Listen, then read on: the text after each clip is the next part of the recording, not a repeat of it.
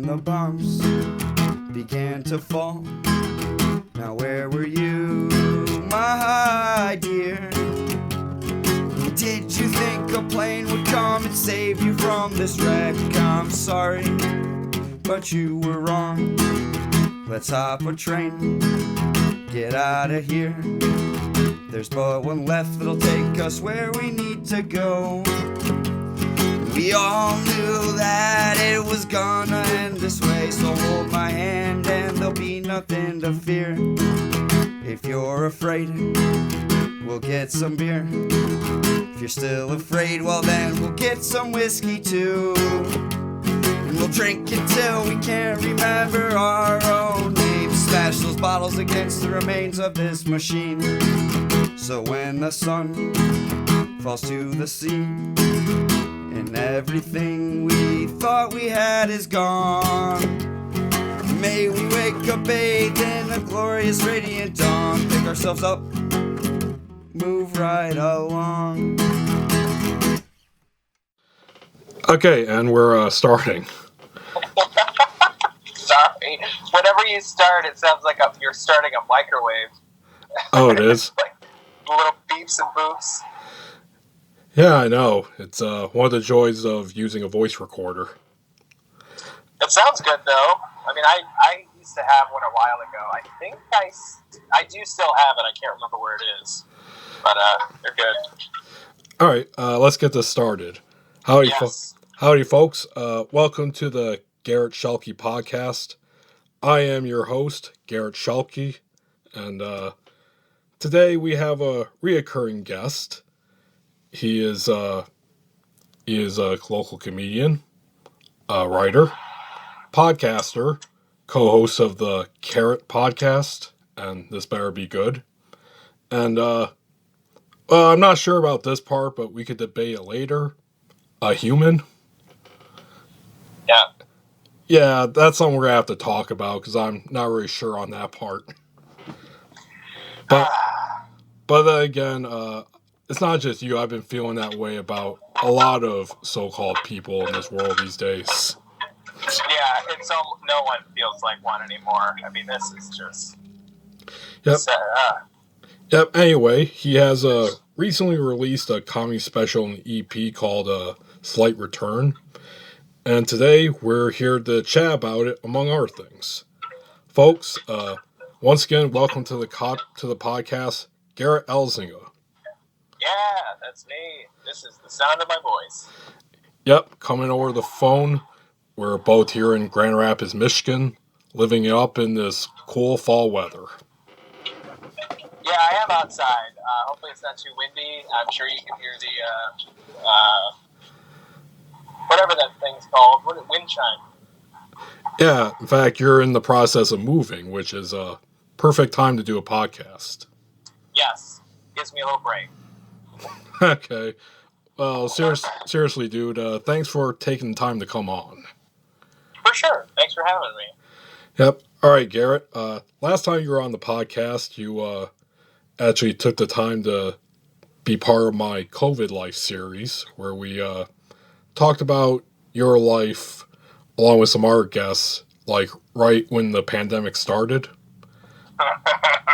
So yesterday? Oh, it feels like it, man. Mm-hmm. So I think a good way to start off this podcast is to give a little update. Like, how's your life been lately? Since last time I remembered, we talked about like your first reactions and dealing with unemployment and all that stuff. It's all the same, if not worse, mentally and physically. I don't know. Just trying to keep busy, but you're hindered by everyone else's actions in life.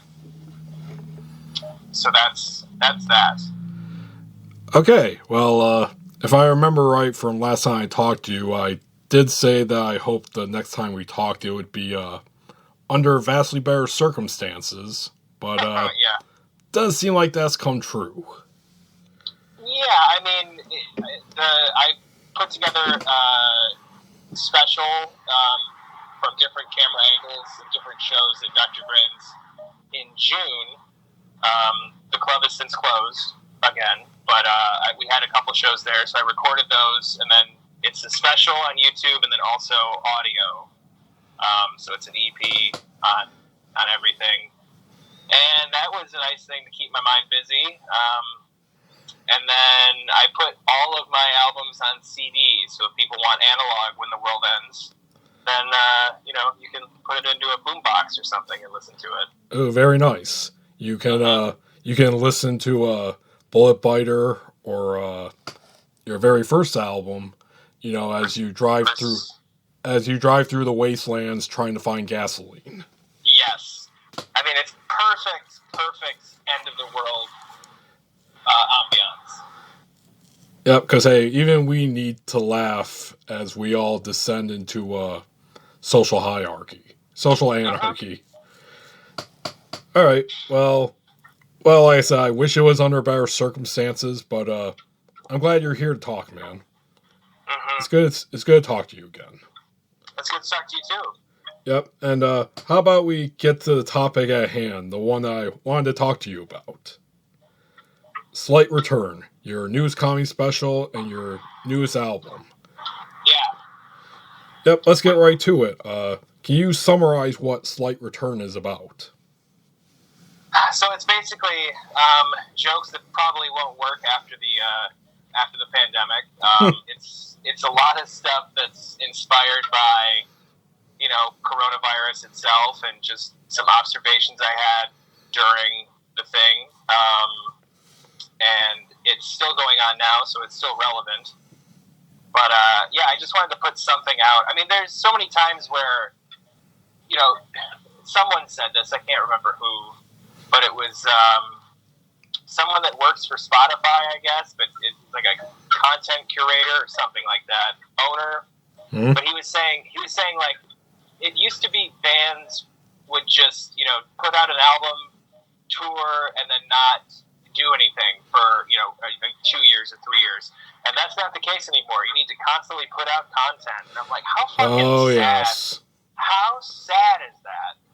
That it's like you can't just put together a piece of art and then let everyone listen to it, and I'm going to work on my next piece of art. Now everyone has to just keep putting things out so you stay in the zeitgeist. So I was like, well, I should probably do that with comedy. So I have these recordings. I can put together an EP from it, so that's what I did. I just put out Slight Return.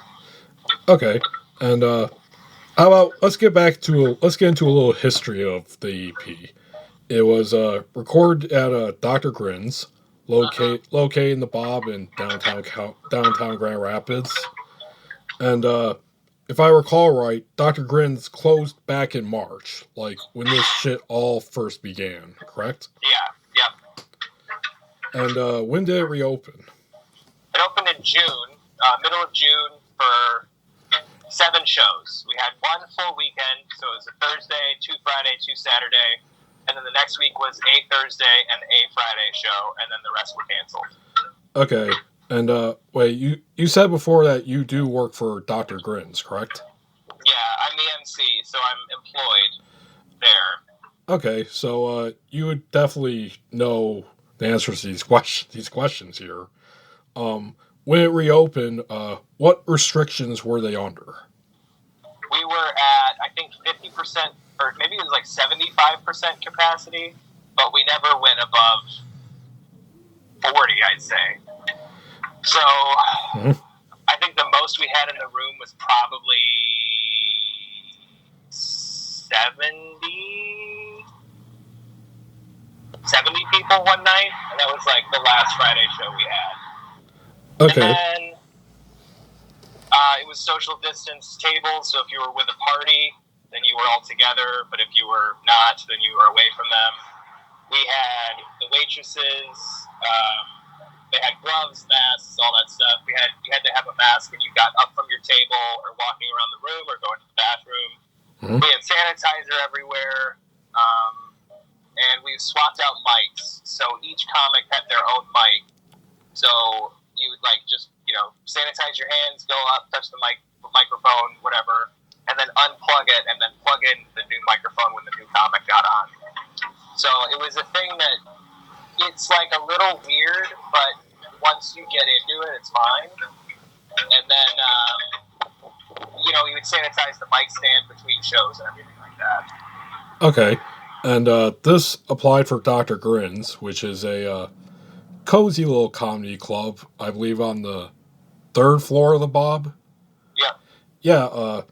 Did these restrictions apply for the rest of the Bob, or were they more restrictive or less? I don't know. When I was there, I tried to avoid everybody. But, they sold masks at the front of the building. Wait, they sold them? Yeah, in case you didn't have your own, you could buy one for $1. Oof. Yep.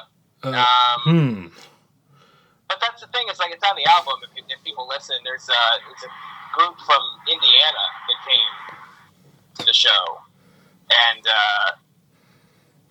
if you want to listen to the album, you can hear it on there. But it's basically an interaction I had with them, where I'm like, "Oh, you came from Indiana. How are cases there?" And they're like, "Oh, it's really relaxed." I'm like, "That doesn't answer my question at all. How are cases there?" And they're like, "Well, I mean, no one really has to wear masks." And I'm like, "Is this a Facebook argument right now? Like, you're not answering my fucking question. My question: how are the cases? Like, what's the average per day?" And then someone looks it up, and it was less than Michigan at the time. And I was like, "Well, great. Now you're going to bring it back." That's what I was trying to get to.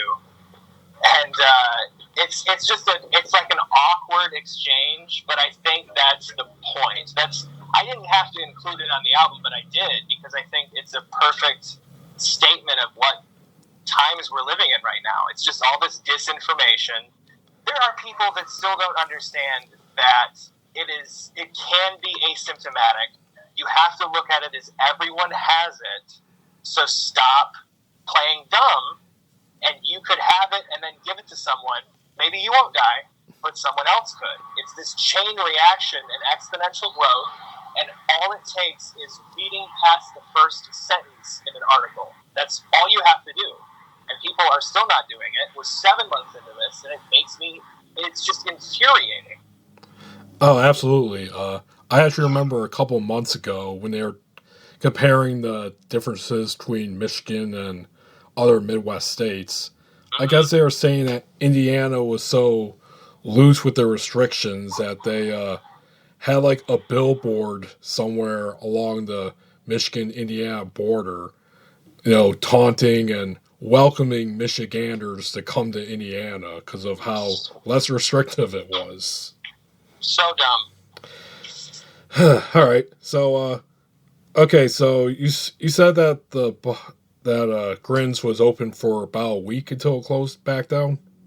Yeah, yep. Yeah. So the rest of the building is open. Oh, it is? Now, yeah. So there's Eve, that's the dance floor that I think they turned into more of like a lounge. Mm-hmm. But I don't know how restrictions are. I don't know how cases are. I don't know. I know that we had to close down because there was someone that tested positive in the beer garden that worked there. And the second floor, the staff protested because they're like, "We're not coming in if this is happening or something." I can't remember if it was restrictions or if it was no pay, not no pay, but something. I can't remember.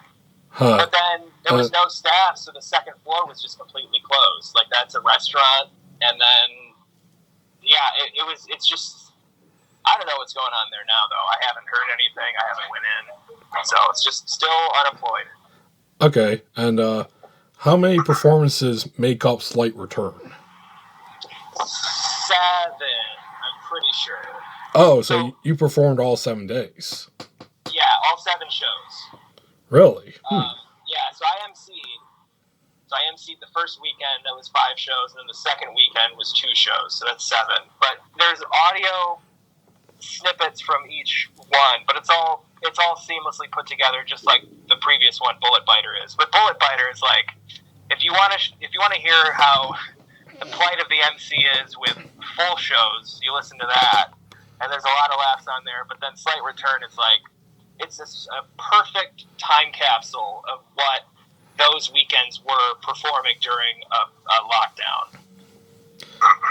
All right, and during those days that you performed, what were the crowds like during your performances? How did they like react to the COVID restrictions within the club? I think everyone was fine with the restrictions. I mean, if you listen to that one part with the weird interaction with the people from Indiana, and then there's another table there that doesn't want to talk about Corona, and then I go into that a little bit, but it was also right around the time of Black Lives Matter having a resurgence because of George Floyd. So I was going in with like a lot of, racial anger. So I think most people responded well to it, but there's always the people that don't know what to think and stuff like that. It's like, I'm also not going to do a lot of old material because I don't want to do it. I haven't done comedy in so long.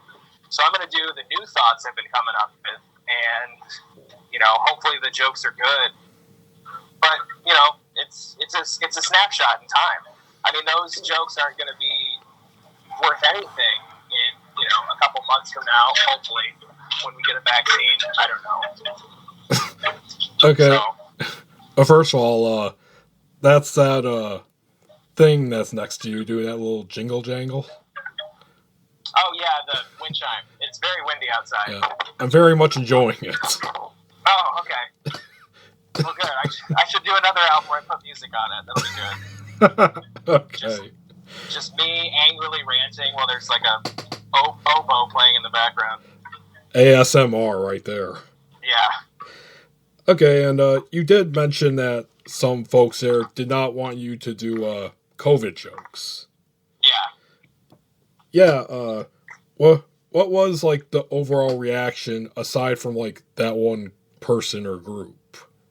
The overall reaction, also, so going into it as the MC, you're not respected. So it's this fine line that you have to toe.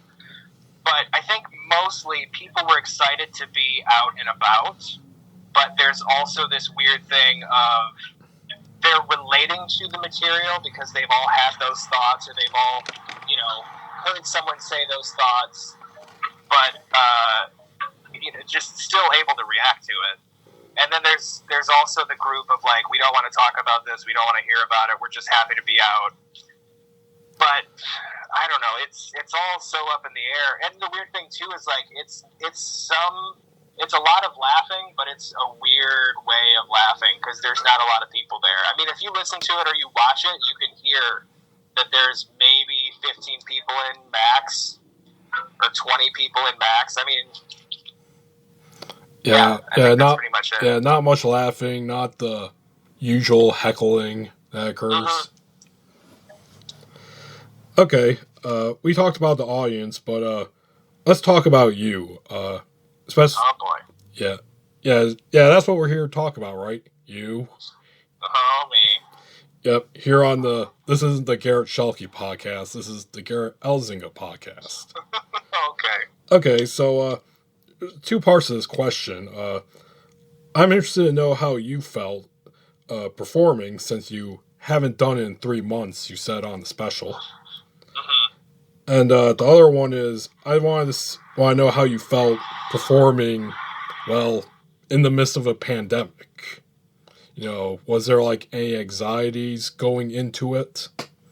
Yeah, 100%. And it's also why I have not done comedy since, because I talked to VP, the manager, and we talked about stuff that we could do, like, there's such a big layout for what's going on with people dining into places or visiting places. It's like it has to be capacity, it has to be, masks and all that stuff and sanitizing. But there's the thing, like the aspect of performers that no one's even thinking about, really. I mean, I think there's open mics, like, which I haven't gone to, but they'll put like microphone condoms on the microphones. So microphone condoms? Yeah, you can put it over the top of it. So it's like, each new person, gets a new put on top, and then, you're not spreading germs, or, like, they're sanitizing the microphones, which is good, but I think this was before all that stuff was happening, so we were trying to figure out what to do. So it's like, well, I mean, if it's in the budget for the club, then get a new microphone, because we already had another one. So if we got 3, we can swap them and sanitize them. And I'm like, I'm comfortable with that.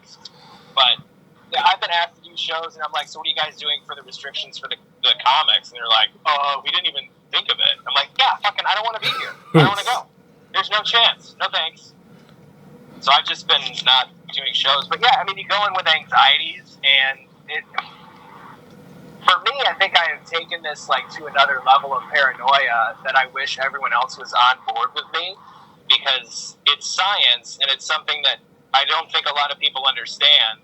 And I know that I have to read something multiple times before I grasp it, but I'm open to the information. It's like, if people are fighting this knowledge, what have scientists done to you? I don't understand this vigor that people have for scientists. I don't understand. So I'm open to all of it. So I think that increases that heightened not skepticism, but apprehension. Hmm. So I'm apprehensive. I don't think it's paranoia. But, went in with that. And the moment I set foot on stage on that first Thursday, I was like, this feels amazing. I haven't felt this good doing comedy in years. And then the next show Friday, I was like, whatever. So you adjusted, you could say. Yeah. That Thursday was great, but the rest of them were like, all right, we're back at it. You guys hate me. Great. Okay, because not only you, but like seeing other public speakers and politicians like Whitmer and Biden, for example, how they always get up to the mic, take off their mask, and start speaking. Mm-hmm. Like, I can understand switching out mics, you're staying away from the crowd, but it's like still, you're in a crowded space and you're taking off the mask. It's like, it's not, as someone who like performs like every now and again, every blue moon, it's something that I could not do in the middle of this, because even I would be way too paranoid. Oh yeah, it's. I mean, and there's so many people doing shows now too, where I don't know if those restrictions are in place. I don't know if they're swapping mics. I don't know if they're sanitizing stuff. I don't know. So going forward, if we can just do that again and not shake hands, I don't know, but whatever. Okay. It's all so up in the air. It's so hard to even talk about it. All right. We talked about the COVID anxiety. How about, I guess, just the fact that you hadn't performed in 3 months? Like, have you ever gone through like a dry spell like that before? No. I mean, even when I had pneumonia, that was in September of last year.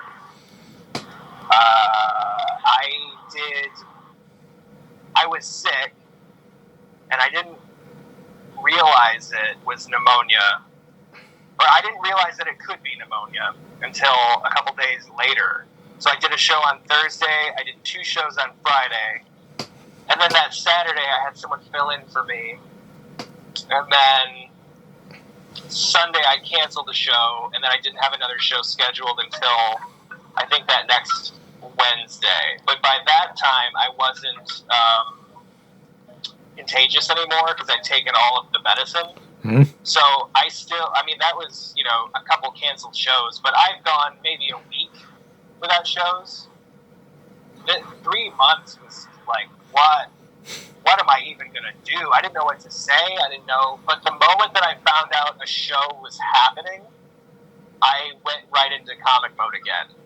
So I think when this happens again, because now it's been 4 months, I'm pretty sure, since a show. Since June? What is this, October now? Yeah, so July, August, September, October. Yeah, 4 months. Yeah, so now it's like, I don't even have a desire to do comedy. I know that when I do again, it might feel like the Thursday show. I don't know. All right. Does anyone know, really? Fauci knows, but that's it. Okay, I won't do any conspiracy theory jokes. No, you can. I don't really care. I don't put much stake in him. Okay, I was about to say, or does he? Yeah, exactly. Dun dun dun. Okay. Yeah, what's in it for him to lie? I don't know. I don't know how much adrenochrome is he getting from the deep state. Fucking deep state. So funny. I know, it's funny because we actually do have a deep state. It's called the military-industrial complex. I know, but they'll never say that because they love the troops so much. Oh, absolutely not. Where the deep state is the forever wars we're in. Mm-hmm. Anyway, to finish out this part, how has the reception for Slight Return been? It's been good. Let me check right now. It looks like we've had about 1,050 streams so far. It's been out for a month. Yeah, congratulations on that. So that's good. Yeah. In the last 72 days, almost 42 streams for the first track. So that's good. I mean, it helps to be on a playlist on Spotify. I sold a couple copies of the album with CDs, so that's nice. It's been good. I mean, some views on the YouTube.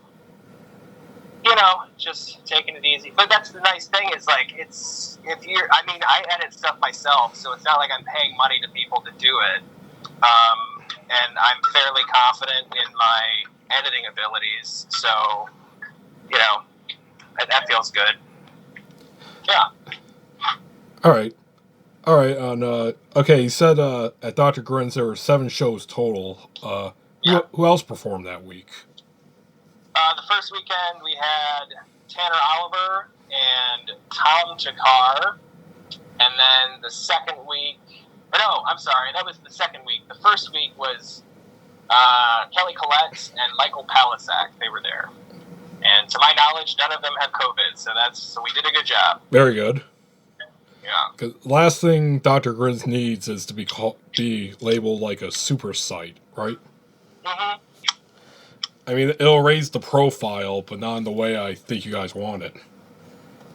Well, that's the thing. I mean, we closed down because it wasn't making a profit. It wasn't, like, the building had to close and sanitize because of one person testing positive on the first floor. But it's like, there's the paranoia of it, there's the apprehension of it, but then there's also, like, we're not making a profit. So there's no point being open.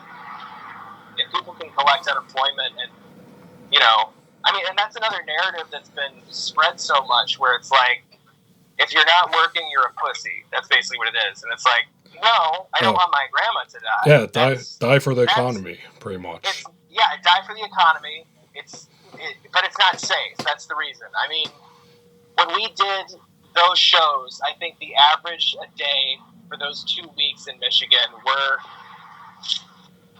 maybe under 400 cases, from day to day. And then now it's roughly, 1,500, ranging from 1,500 to 2,000 a day. Yeah, I think so. So, I mean, we did so great, and everything opened up, and then people stopped going by the masks and social distancing. Everyone started hanging out, going to their vacation places, and it all shoots up. And that's the thing, too, is, like, judging from those people coming from Indiana, I mean, people can travel from state to state. So let's say that you're in Michigan, cases are low, but you have it, not knowing it. You go to Arizona, wasn't anything there, and then you come back, and then now Arizona has a huge spike because multiple people travel from a place that had it, goes to a place that didn't have it, and now that place has it. So the same thing happened with Traverse City up north. Mm-hmm. I mean, everything opened. Oh, great, we don't have any cases. Come on in. Oh, no, now we have cases. Of course, you fucking morons. That's how things work. Dude, I got a story for you you might get a kick out of. Sure I will. At my job, we got a guy, let's call him Eric. He's fucking dumb. Like, he's not special needs. He's just the dumb guy at work. The guy that, like, amuses and disillusions you at the same time. That dumb. And a couple months back when Florida became like ground zero for COVID in America, he decided to take his vacation, his family on a weekend vacation to Disneyland. Jesus Christ. Oh boy, all the management in my job were just freaking the fuck out. Like, because they didn't know what to do. Because honestly, they wouldn't allow you to come to work if you have COVID. But if you go there and you don't test positive when you come back, it's like, what can you do?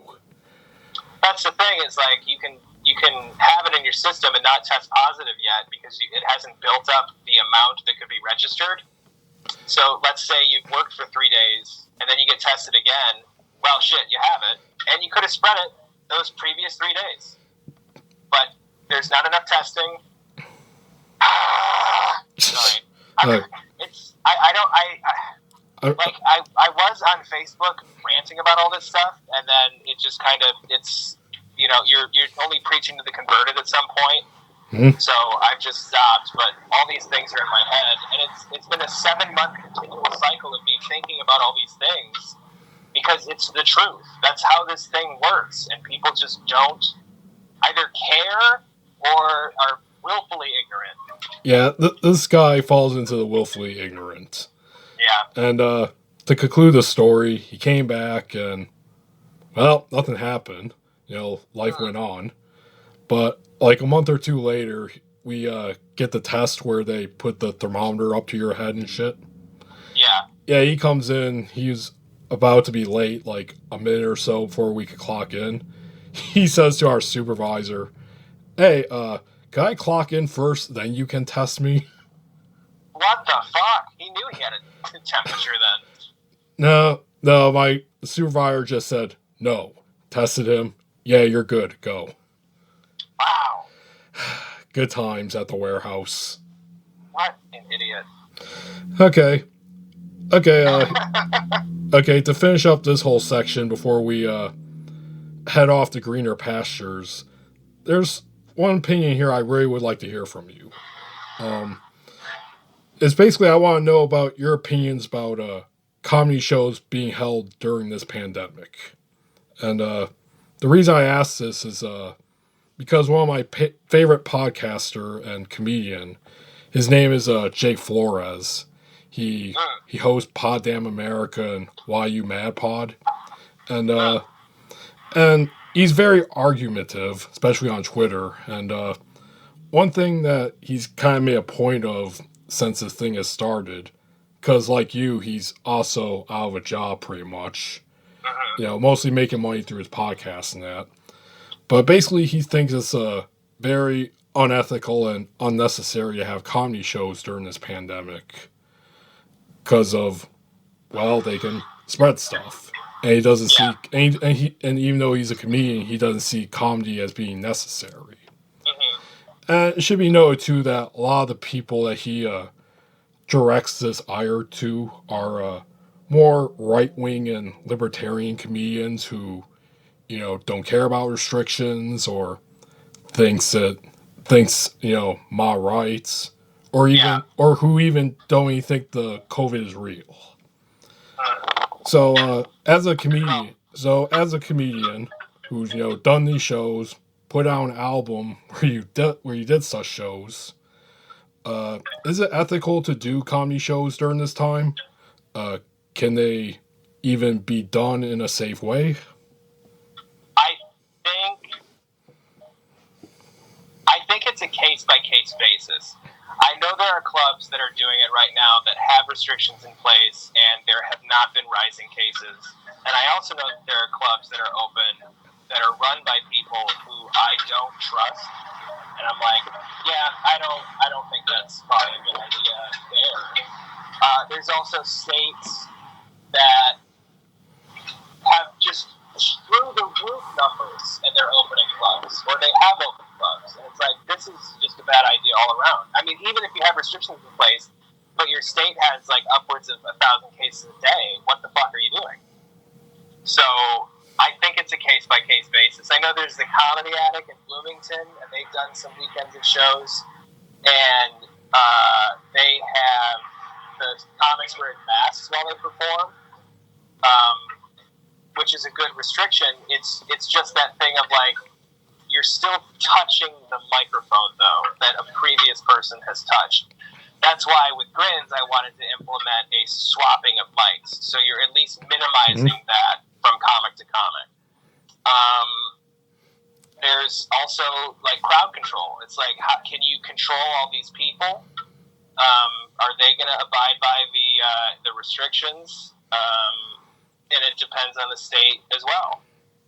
So, or the city even. I mean, there's bars that are in this state that are not abiding by them, and they're in shithole cities. And I'm just going to say shithole cities.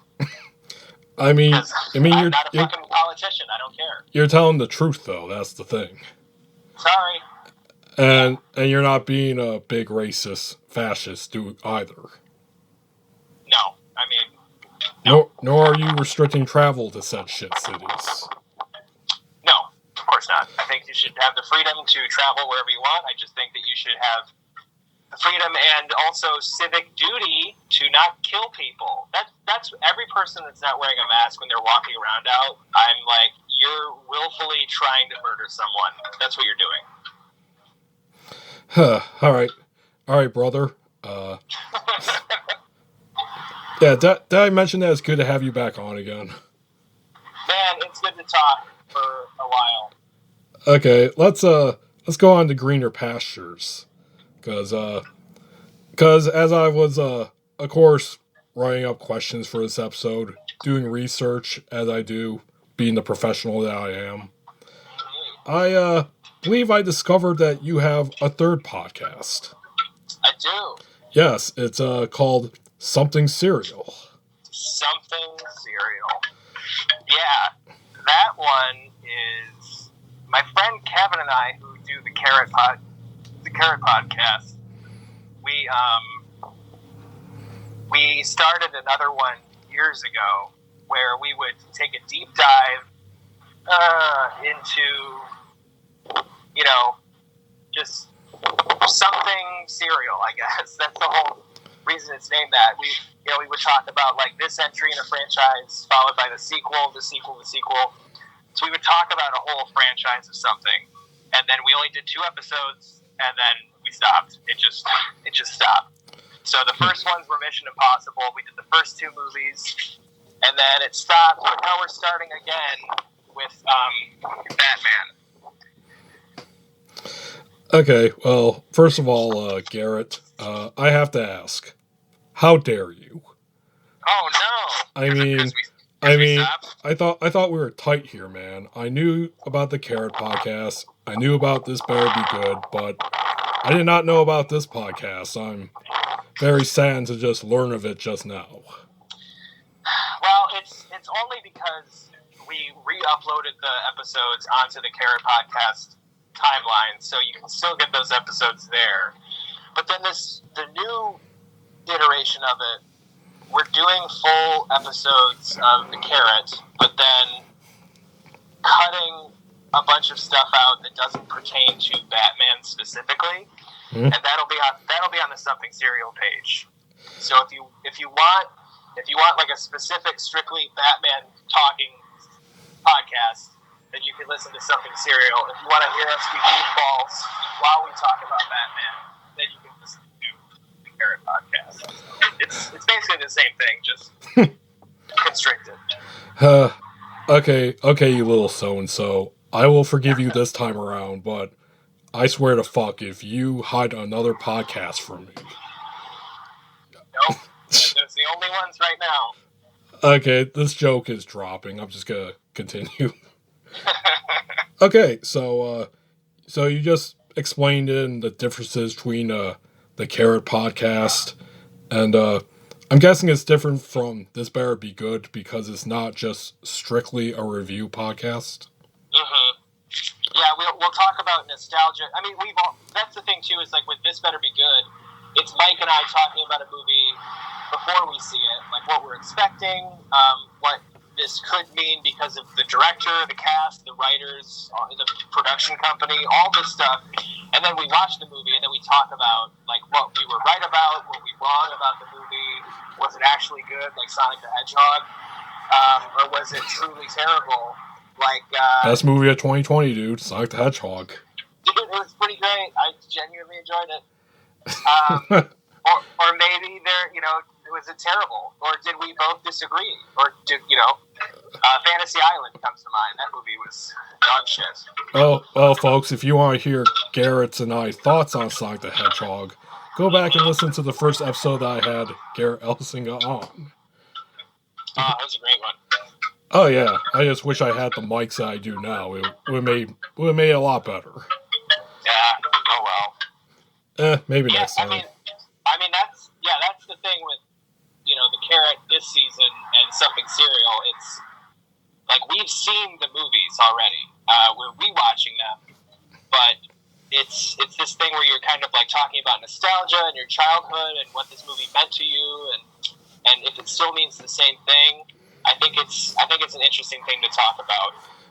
Okay, and what got you and I guess Kevin as well into serialized work? Like, was there a time when you started looking at it from a serialized perspective or a particular series or anything like that? No, not really. We've always just both been fascinated by film. We're really big movie film, psychos. So the idea of sequels, which we've talked about ad nauseum on The Carrot already in previous episodes. But I think sequels are such an interesting thing because all you have to do is take that world, expand on it, and make it believable. And it's just nice to actually have that to talk about. So it's like, we're trying to put politics aside, but if we can't, it's going to end up on The Carrot, and then we'll cut it out, and it'll be on something, and it won't be on Something Serial. Oh, okay. So, yeah. All right, then. Can you give me, in your opinion, the pros and cons of serialized work? Especially like in light of like, I guess the serialized age we are now, like with the MCU, the DCEU, or Universal's Dark Universe, which I'm not sure is still going on or not. No, I think they could have started it again with the Invisible Man, which was great. But yeah, I don't know. I think the pros are that you have a lot of people working for a common goal to hopefully make a good movie, or even bands. I mean, if you look, like, that's the best thing about serialized things is because it is all things. It's all encompassing. It's art. It's like paintings or sculptures. If you look at one person's body of work, that is something serial. Bands, their entire discography, authors, their books, or even Stephen King. I mean, he has like the Dark Tower series, right? Mm-hmm. Yeah, that whole series, that's something serial. And movies as well, sequels, that stuff. I mean, I just bought the Friday the 13th box set, the Blu-rays, and that is something serial. You have one entry that people are like, well, let's just make a fucking movie and hopefully people see it. And then the sequel, it's like, well, I mean, the first one was ended. We don't really have anything to go off of. Let's just invent more to the story. And then the third one is dog shit, but they're expanding the story. The fourth one is like, all right, this is it. And it's good. And then the fifth one is, all right, well, let's go in a different direction. Here's a twist. It's not Jason. Oh, this is shit. And then the sixth one is like, okay, we really need to bring Jason back, but how do we do it? So the sixth one is all them just looking at previous monster movies and making it like a noir kind of film and having these different things come into it. And it's like you're looking at something else that was serialized to create something else that's serial. Mm-hmm. I love that idea, and I think that in certain ways it's pros where they make great movies, And then in certain ways it's cons, where it's like, well, this album just missed the mark, you know? Like, and that's the thing too, is you have this ability to look back on something in 2020. You can look back at something from 1979 and be like, oh, people just didn't understand this. Like, if you listen to In Through the Outdoor, the Led Zeppelin album, it's truly terrific, but people just didn't get it. It's like some of the songs that were left off of it ended up on Coda, the 1982 album, and it's punk, man. It blows my mind how people are like, this is shit, and then you look back on it and you're like, wow, this is like some of the best content that they made. So I think it's mostly pros when it comes to this. Okay, so what are some of the cons of serialized work? What were some of the what? The cons. Oh, something just not being good. Like Batman and Robin, we're definitely going to talk about that. That's definitely a con. Oof. Can't wait for that. Can't wait for that episode. I haven't rewatched it again, but it is, from what my memory, it is so bad. But I think one of the reasons it's so bad is because of studio interference, which is a common problem for a lot of movies and the reason that they're bad. And then also the marketing. Because if you remember, in the 90s, everything was like commercialization. So it's like, how can we make a bunch of toys off of this for children to get? What is interesting to children? So it's like bright colors, multiple Batmobiles, different suits, and it's, they're basically serializing different costumes for Batman to wear. And it's like, well, you got to get this costume, you get this costume, you get this costume. They've serialized toys and action figures. So if you're looking at a movie and making it from that perspective, of course the movie's going to be shit. Of course it's going to be awful. If your only goal is to make money, and children are the ones that have the most money because the parents want to buy everything for the child in sight. So when that becomes your incentive, that's a con. If money is your incentive, that's a con, for sure. Well, let's do a quick preview of that potential episode. What was your favorite moment in Batman and Robin? Oh, man.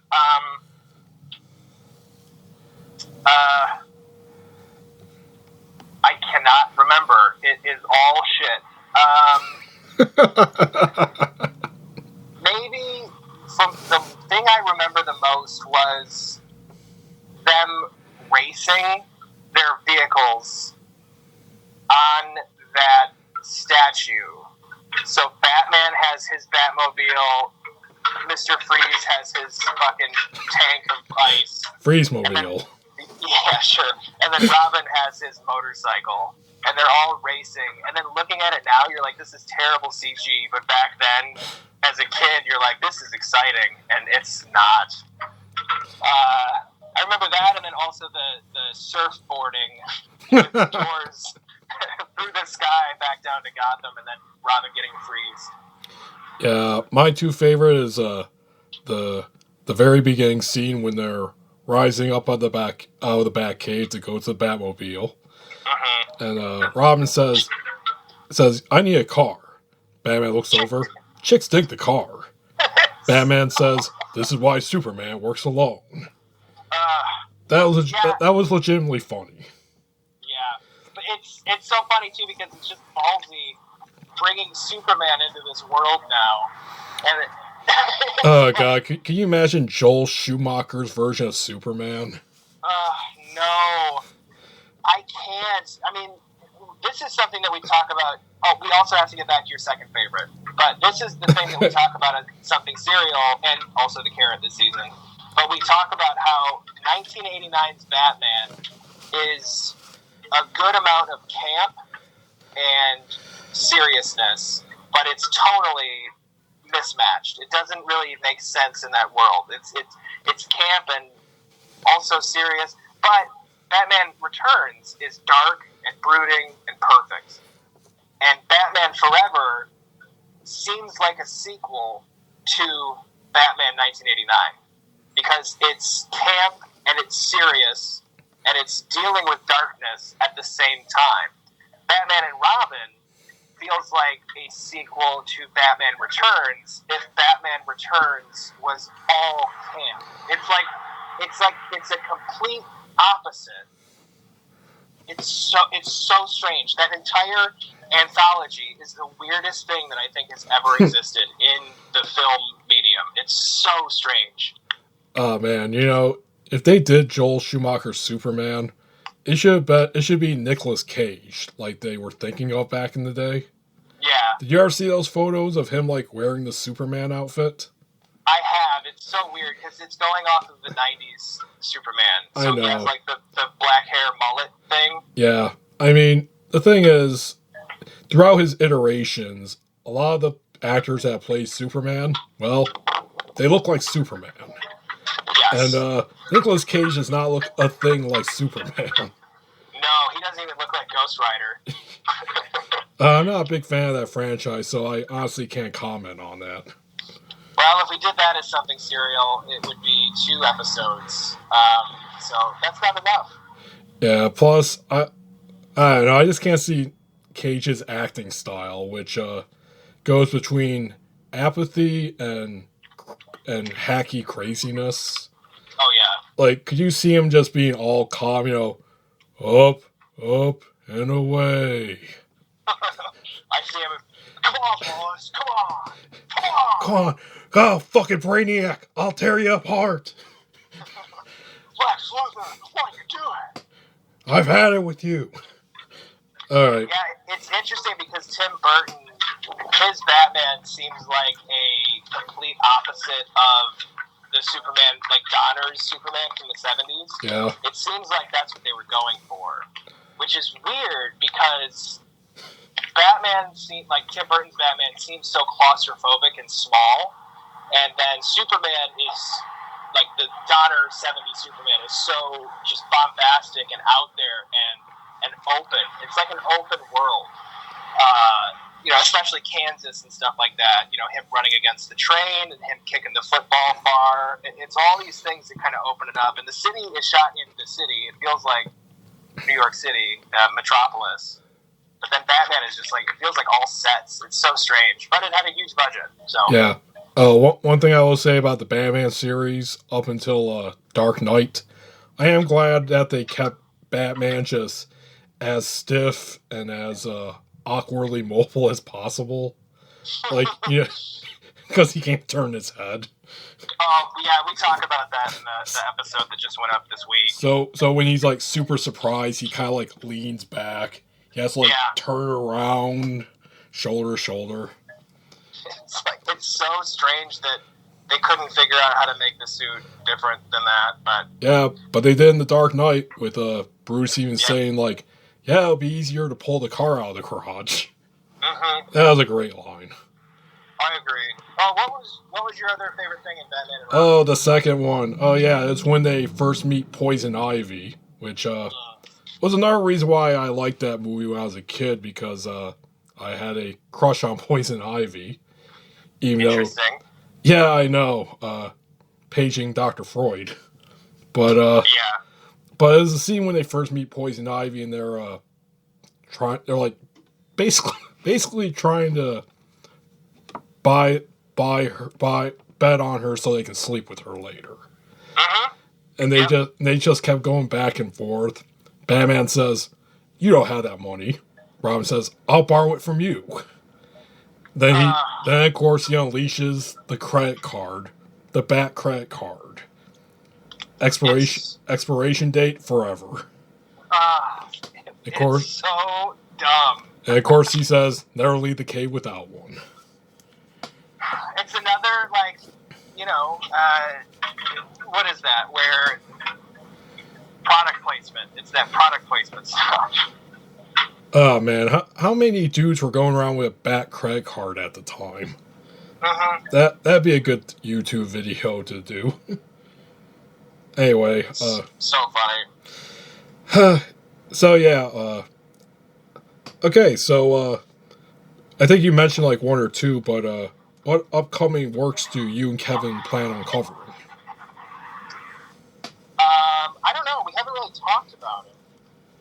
I don't know. We want to finish Mission Impossible for sure. We did James Bond last season. We talked about James Bond, but we didn't really do each episode. I mean, that would be like 24 episodes. Yeah, that'd be a long series. Yeah. Okay, actually, I do have two suggestions for you. You there, dude? Yep, I'm here. Okay, I do have two suggestions for you. They're both hip-hop, and this is in no way me slyly trying to suggest that I come on your podcast, talk about them. I assure you it's not that at all. It's Kanye West, his first 3 albums, College Dropout, Late Registration, and Graduation, because they're all college-themed. Yes. And they make up that trilogy, which I think he said he wanted to do like a 4th album, but then he did 808s and Heartbreaks, and now he's all Jesus freak. Yeah, I mean, luckily for you, Kevin is a huge Kanye fan. Oh, that's good. And we've discussed doing, like, we would do his entire discography. Oh, nice. Okay. Yeah. Well, that's good, because I thought first, I was wondering, like, okay, is he going to take me seriously, or does he think I'm just trolling him with Kanye? No, I think that's genuinely, I mean, that's the best thing about serialized art, is it, like I said earlier, it's everything.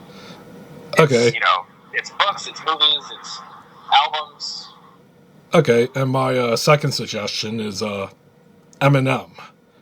And I say that because he has a lot of serialization, a lot of follow-ups with his albums. Usually 2 at a time, like, you know, Slim Shady LP, Marshall Mathers LP. Then there's the Eminem Show, Encore. You know, you kind of see the themes going on here. Yeah, I think so. There's also, you know, Relapse, Recovery. Then the latest one, which is heralded as his worst album ever. Revival? Revival, but he had another one that came out. He had 2 more that came out after that. There was... Oh, shit, what's it called? It's Kamikaze and Music to Murder By. Yeah, Music to Get Murdered By, or Music to Be Murdered By. But, yeah, I mean, his discography, for sure. We would do an episode on each one of those. I thought I would just suggest those 2 because being as big of a fan as I am of those 2, that's one reason that attracted me to them, especially Eminem, is how he would serialize or keep a theme going for at least 2 albums. I mean, I think that's the best way to do your art, you know? I mean, tackle the same issues but do it in different ways. I think those first 3 albums of Eminem are just phenomenal because Slim Shady's like, hey, I'm here. Marshall Mathers LP is like, all right, I'm really good. And Eminem Show is like, I'm honed, I'm polished, I'm ready. And then Encore. Encore is just like, I'm on drugs. Relapses, I'm flushing them out. Dude, if I had to choose which was worse, I would go Relapse anytime. Totally disagreed. Ooh, here we go. Totally disagreed. Okay, let's just do this for a sec. Why do you think Encore is worse? I think Encore is... I'm not going to say that any of his stuff is bad, because I've even went back and listened to Revival, and I'm like, this didn't deserve all the hate it got. I think Marshall Mathers LP2 is probably his worst album. Semi-disagree. I think there's some good songs on it, but I think the bonus disc with I think 5 songs is better than every song on the entire actual album. I think that Relapse, if you can get past the accent, it's fucking incredible. But once again, I've gotten past the accent, so I think it's fucking incredible. I think Relapse is... It's some of his most innovative rhymes And like if you listen to Stay Wide Awake, that entire second verse, every word is like a rhyme of every word. It's insane. I love that album. I'll put it on. I still think Recovery is great. I love Recovery, actually. Yeah, and that's the thing. That's the nice thing too about. I think this is a pro for serialized art, where everyone can have their different interpretations of something. Everyone can have their own opinions, and it's nice because if you have a differing opinion in someone's album, 220,000 people aren't going to die. It's pretty great. Okay. So, okay. I'll just very quickly do mine. I think Encore is better because I think, yeah. First of all, a lot of the rhymes are trash. They don't really go anywhere. It just seems like he's doing it just to show what he can rhyme. Pretty much what Joe Budden said. You're just saying stuff. There's that. But I think he has like a more wide variety of topics on Encore that he raps about. A little bit funner. Whereas with Relapse, first of all, yeah, there's the accents. It's hard for me to get past that. And second of all, I just don't think the rhymes or the themes are as innovative as Encore. Yeah, innovative. Yeah. And it's mostly just horrorcore, which, yeah, he started out his career with. But it's just like, one after the other. Well, I think that Relapse is a spiritual sequel to Slim Shady LP. I kind of agree. I kind of agree with you there. Yeah, because I mean, if you listen to Slim Shady LP, it's outlandish, it's all over the place, and it's also murdercore. But Relapse is Slim Shady going full mental, and I think that was the idea. And to me, I think that Recovery is a spiritual sequel to Marshall Mathers LP because it's sharp, it's honed, and it's throwing out media references left and right, and so was Marshall Mathers LP because he had went to that level. All right. I think all four of those are great albums. All right, and the only two the only two songs I really like on Relapse are Beautiful, in part because I actually identify with it. We will not get into that because unfortunately Dr. Freud is not here to psychoanalyze us. And two, a little jingle you may remember called Insane. Oh man, that's the grossest one on the album. Yeah, my favorite part of that isn't the song itself. It's I saw a video once of him performing that, and like a lot of rappers, he had like a hype man, that would say like yeah, or like repeat certain lines, or if there's like a back and forth in the song, he's the other person. So it's really funny seeing this other unknown dude, probably big tough rapper, saying how, yeah, am I going to touch you in the bed? Yeah. It's like, wow. And then he fucked me in the shed. Yeah. Yeah. It's like, yeah. My two favorites, I would say, are Underground and Stay Wide Awake. But my mom is like a, runner-up. Oh, yeah. My mom does Valium and lots of drugs. Lots of drugs. That's why I am what I am, because I'm my mom. Yeah, it's great.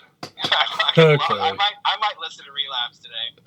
Oh, great. I'm glad I inspired you to go listen to that album again.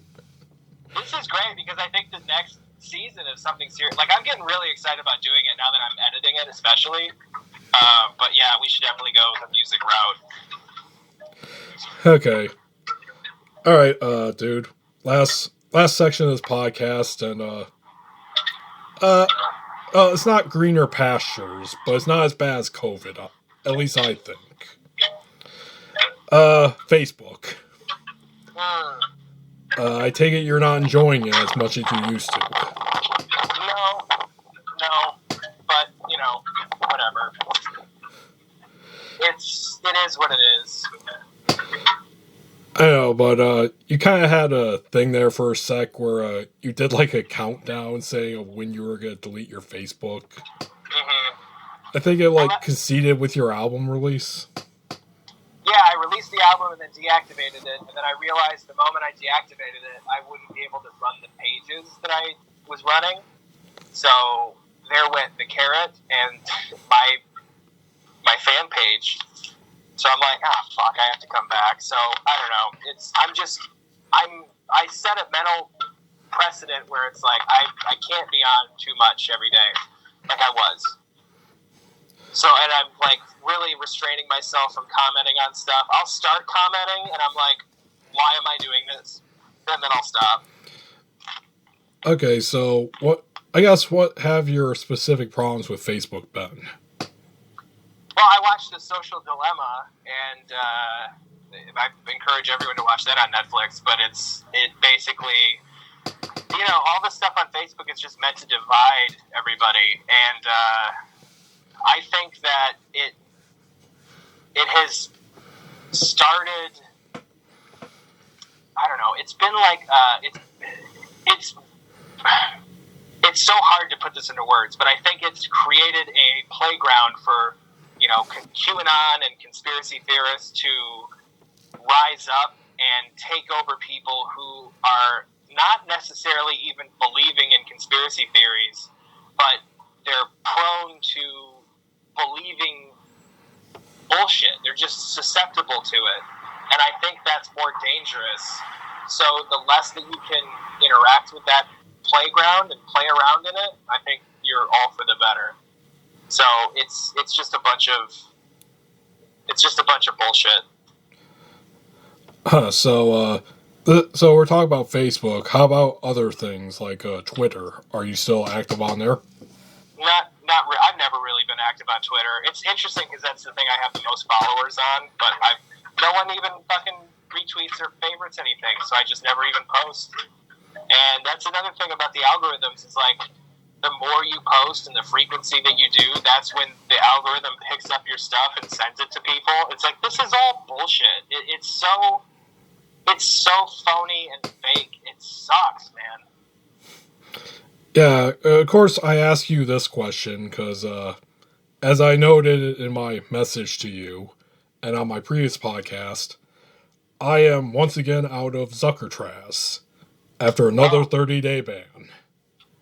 Zuckertrass. I love how much you get jailed. I don't even know what you're saying. Like I called people cunt before and nothing happens. I don't understand. Oh, you want to know what I got in this time? Yeah. Okay, well, there's a news story about how an activist group here wants to name a downtown street after Breonna Taylor, the murder victim who's originally from here. I didn't know that. Yeah, her family lives here. I actually work with one of her cousins. Oh, wow. Yeah, she's great. We've talked a little bit about it, and oh boy, you can't imagine the shit her and her family been through. It's been fucking awful. I guarantee it. I guarantee people are knocking down their front door every fucking day and just throwing a bunch of shit at them that's not true. That's another reason that all this stuff gets spread. I mean, someone was commenting about how, like, I don't know, I can't even remember the exact thing, but like Breonna Taylor wasn't actually sleeping, she was cutting cocaine or some shit like that. It's like, I can't believe you believe this. I mean, it blows my mind how stupid people are and susceptible to this bullshit. But anyway, sorry, you were saying the article. No, go off, King. No, it hurts my heart so much because in no other time would you believe this. It's so obviously a lie, and you're like, totally true, 100%. I believe it. You're like, why? Someone said it. If I told you that the sky was green, would you believe that? Well, I mean, they would. That's the thing. When you say that, would you jump off a bridge? Of course. I mean, it depends on the. Wow, so dumb. All right. So anyway, yeah, it got the usual hate that you can imagine, and one of the people commenting, I replied, "Okay, ugly." Oh, hate speech right there. Yep, and I immediately got pinged for bullying and harassment, and they gave me 30 days. Wow. It might be because you've been in jail so many times where they're just looking for any evidence that you're a repeat offender. Yep. It's so funny that, like, how many times can pedophiles walk free? Meanwhile, all these same people that don't really care about the people that are free are also the ones that are like, save our children, hashtag save the children. You're like, that was created by QAnon, and it's actually making it harder for, law enforcement to find pedophiles. Fuck you rape children dude. now. You're like, oh my god. Dude, I work with a dickhead who believes all that. And he's poison apple, you dummy. He's currently telling his girlfriend, who is pregnant and also works with us. So she'll come up and, like, we'll be talking politics about something. And she'll just interject and say, well, why is that important? Why is no one talking about the pedophile elites in Washington? So there's so many of them. It's crazy. Yeah. It's so crazy. Jesus. So yeah, anyway, folks, great lesson there. You can talk as much shit as you want about a murder victim, someone murdered by cops in their sleep. But if you decide to be a dick and call this person ugly, which I assure you this person was objectively ugly, both physically and personality-wise. It's funny because you will get 30 days. That means that I guarantee he doesn't identify with Eminem's song "Beautiful" because he thinks he is. Oh, that's funny too. Because before I got the band, I was just looking at his timeline. A lot of stuff about depression on his timeline. Of course. I know, which I felt sorry for, but then I went back and looked at his post and his laugh reacts. I was like, fuck it, I'm gonna call you ugly. So anyway, I'm back on Facebook, but I personally done 3 things to change myself a little bit. First of all, I'm more on Twitter these days. Okay. Like, I'm legitimately enjoying it a lot more than I am Facebook. I'm finding that there's more uplifting messages on Twitter, and even if it's like, let me get this straight. You find that this is okay, but this isn't, and you're actually a hypocrite. I find that those posts are more positive, and a lot of stuff on Facebook now is getting shared from, Twitter and Instagram. People take screenshots and post that. I'm finding that a lot more. So I guess that's a thing. Those go viral. Yeah. So yeah, this just goes for me though. So I'm enjoying Twitter a lot more. So technically, I'm on there. Like, I'm not ditching Facebook, but most of my commentary and hot takes are going to be on there. Mm-hmm. I could call people ugly all day on there, no problem. Yeah, they just definitely don't care about that at all. Oh yeah, Twitter don't give a shit. And 2, probably the most courageous thing that I've done, and I'm not exaggerating here, I do consider this courageous on my part. I unliked every single news source that I follow on Facebook. Because that's where I get these arguments from. Some shithead in the Grand Rapids Press comment section. Yeah, I agree. It's funny. Stu McAllister told me that he did that, and then I was like, oh, interesting. And then I was scrolling through my Facebook feed, and then saw like an MLive article, and was like, oh, perfect. I'm gonna unsubscribe. And then I went to the MLive page, and I wasn't subscribed. They're just giving you like local newspaper affiliate articles. Oh, They're really? Just sending them to you. Yeah. And it's like, and I know Facebook will always do this thing where they give you a notification or put it in your timeline if so-and-so commented on something or so-and-so liked a thing, or if someone just shared the article from their own timeline. But it wasn't any of those things. It was like, Grand Rapids Press, put this up. Here's the article. You want to go comment? And it's like, what the fuck? I'm not even subscribed to this. So I snoozed it. Yeah, I follow those things on Twitter now, but the difference between Twitter and Facebook is that Facebook, on, like, say, a random article, will, like, give you, like, one or two comments from the comments section. And they are always the worst. So if I'm scrolling by and there's one about a BLM vigil, say, downtown Rosa Parks Circle, the first comment would be like, yeah, they better stay off the road or I'll run them all over. Then it's like, well, time for me to make a comment on that, because that's such a horrible comment. So that temptation is gone now. Well, that's good. And this doesn't really have to do anything with the current banning, but I did unfriend, like, 8 people that I was sick of seeing on my timeline. One of whom was, like, this big brain centrist guy. Just really weird. Like, he thinks, as good as Biden is compared to Trump, that he'll bring in, like, some Mitt Romney Republicans into the Democratic fold and all this shit. Just fucking fantasies. I got sick of seeing that. The indication of that is it's mind-blowing. Whatever. Yeah. And you can't win them all. Yeah, I know. But it's one of those things like, okay, I'm trying to be less stressful on Facebook, and I acknowledge that from, like, now on, 2 hits will probably get me a 30-day ban, so yeah, I'm just gonna yeet you off my friends list, because I'm probably gonna say something that'll get me banned. Yeah, I don't blame you. Alright. Well, you're very courageous. Good for you. Yep.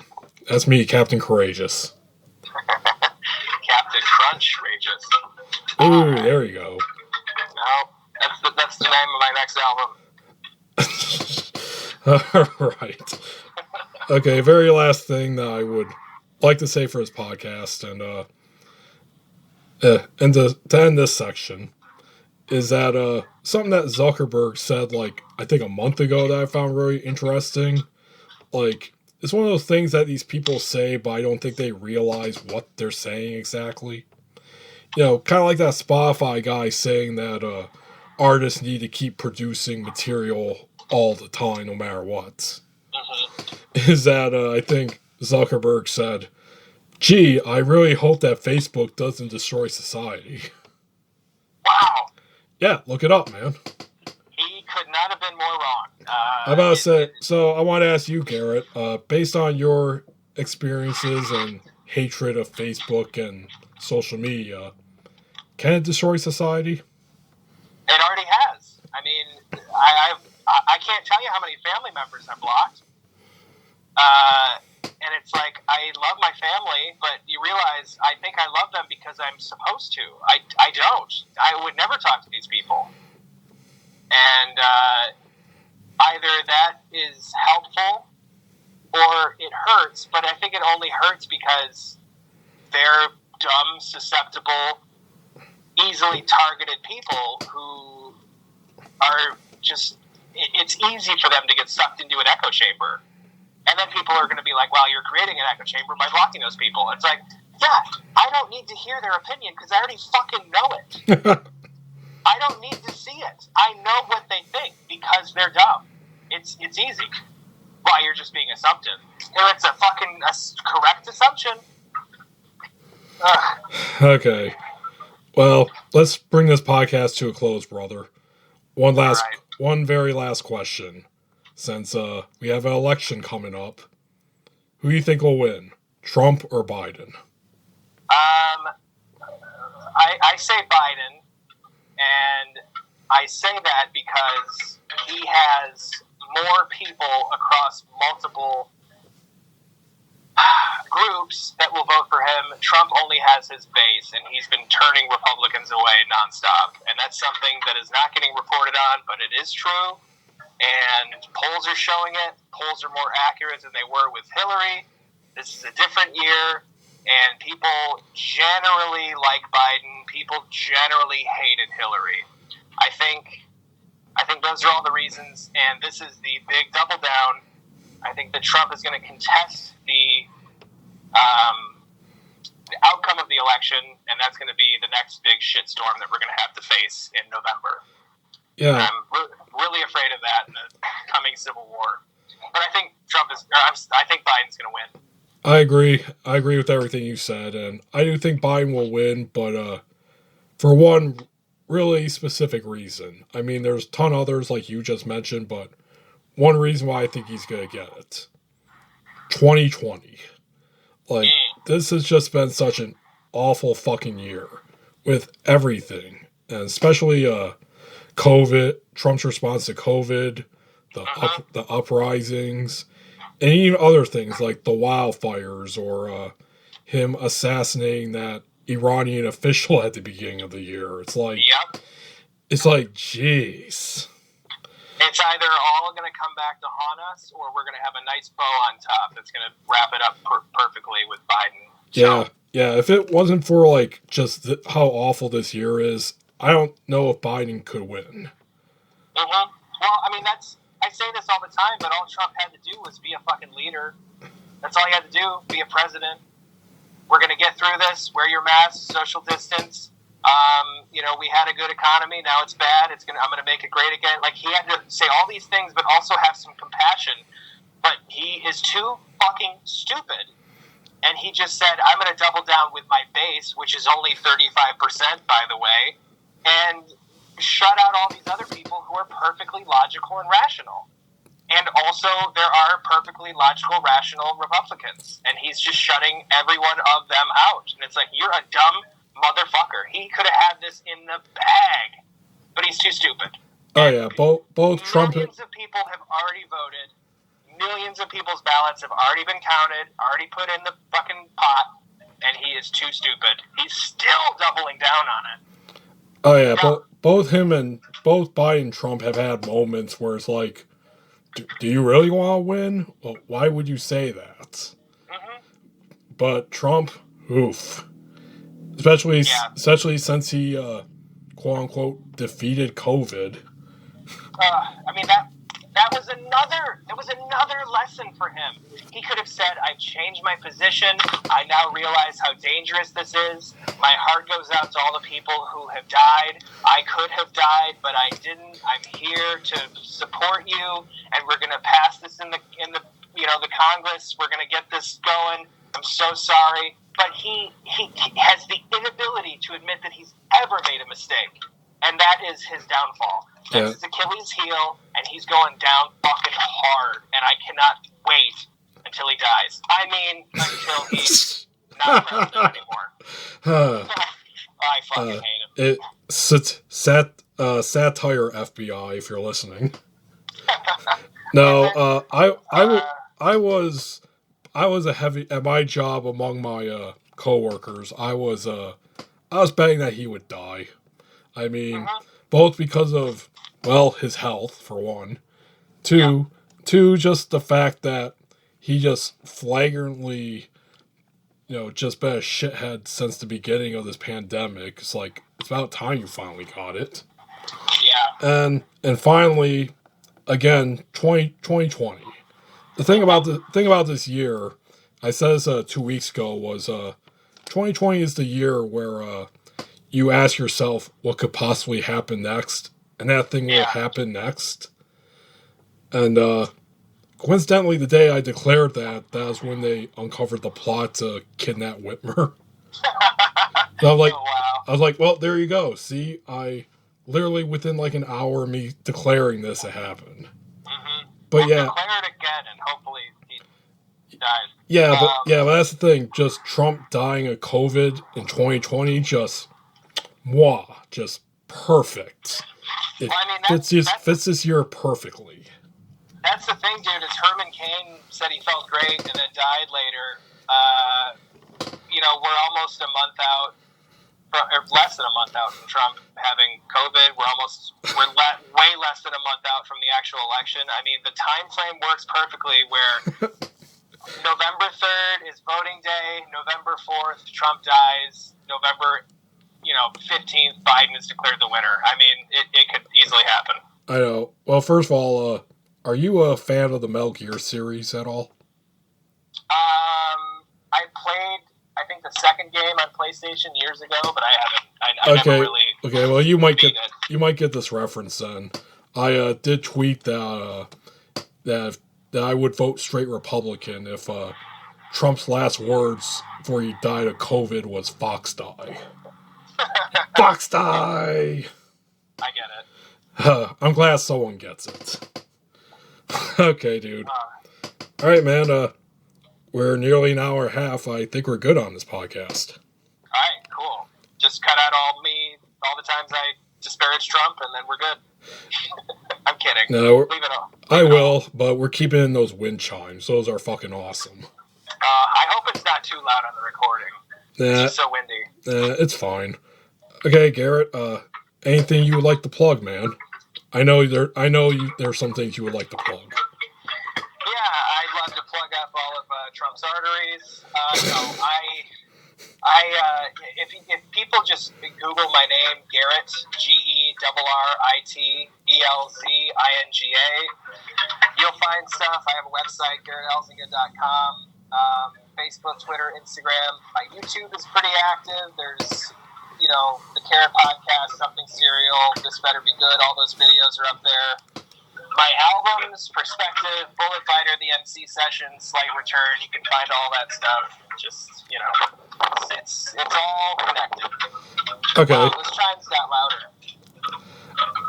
Get it louder. We need more wind chimes. Yeah, maybe next time it won't happen. Okay, Garrett. Before we end here, I would again like to congratulate you on the new EP.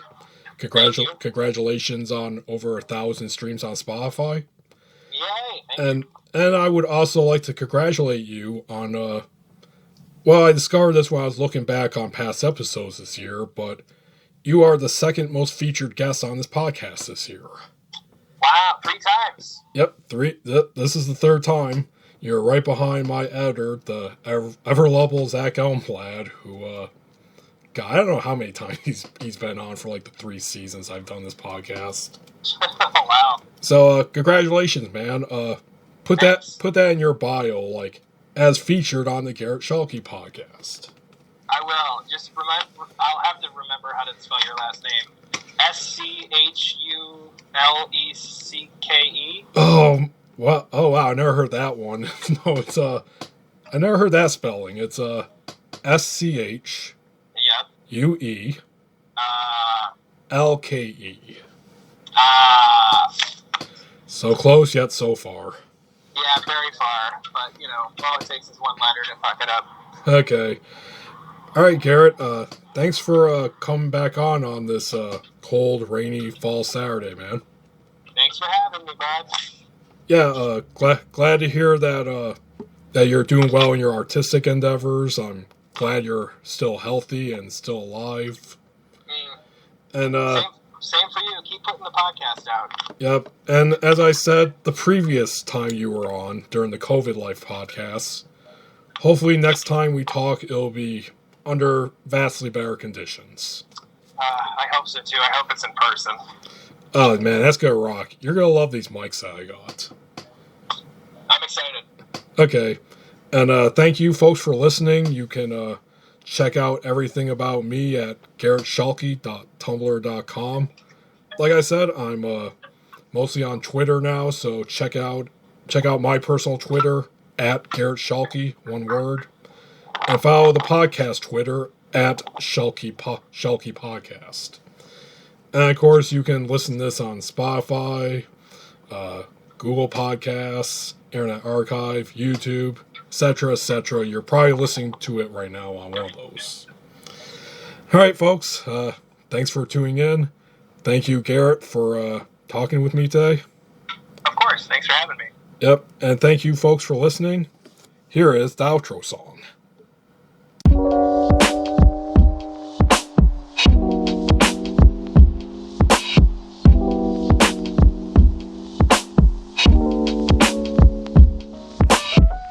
Let me Let me kick it for a minute with my homies. Remember when Boyardee was our favorite ravioli? I'm climbing to the top with the day ones on me. I fill you with more hoes than a Detroit goalie now. We got French chefs whipping up gnocchi.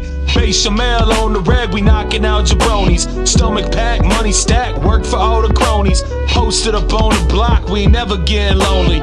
I can't sleep, my back hurts and I can't handle this. I'm sick of hearing you bitching like take a hit of this cannabis. It's scandalous when I come out spitting fire like handle this. I'm hand-to-hand combat on some Bruce Lee and the dragon shit. Let the hate flow from my mouth like I'm a devil. I'm sick of these people running their mouth when they ain't on my level. I'm a rebel, I'm pissed off and I'm sick of fake friends. I'm sick of all that bullshit that sticks around with them. Rolling nails and smoking blunts ain't trying to make amends. I'm sick of them coming around when I'm twisting ends. Cause on God, if I blow up, I'ma buy a fucking Benz. Give my moms a fucking house and feed all my fucking friends. Let me kick it for a minute with my homies. Remember when Boyardee was our favorite ravioli? I'm climbing to the top with the day ones on me. I fill you with more hoes than a Detroit goalie now. We got French chefs whipping up gnocchi. Bechamel on the reg, we knocking out jabronis. Stomach pack, money stack, work for all the cronies. Posted up on the block, we ain't never getting lonely. I don't fuck around, so get up out of here before you get popped. Cop the fresh crew, I don't shop no fucking thrift shop. I smoke hot, eyes bloodshot, coming out full swing. Fuck around, best get to ducking. Call me Darkwing with pinpoint precision. I'll smack you upside your dome piece. You saying some stupid shit, boy, you ain't acting grown, B. Hear the phone ring, that's my dude, hey, what's up? I picked up a fresh bag, let me roll the next blunt. Cop some papers from the station, we are about to get fucked up. Cashier looks stuck up, bitch about to get shook up. Give me them grape raps and don't ask me no questions. Busting my ass at work, I don't need you stressing. I'm here to get my shit, not for another life lesson. I bought a Gatorade, yeah, that's grape too. And guess what the weed is? It's grape babe, dude. I got 2 cars, I use one just for smoking. Can't have my kid going to class smelling potent. System in the back, eyes barely open. I'm trying to make 100K and get my mouth frozen. Let me kick it for a minute with my homies. Remember when Boyardee was our favorite ravioli? I'm climbing to the top with the day ones on me. I fill you with more hoes than a Detroit goalie now. We got French chefs whipping up gnocchi. Bechamel on the reg, we knocking out jabronis. Stomach pack, money stack, work for all the cronies. Posted up on the block, we ain't never getting lonely.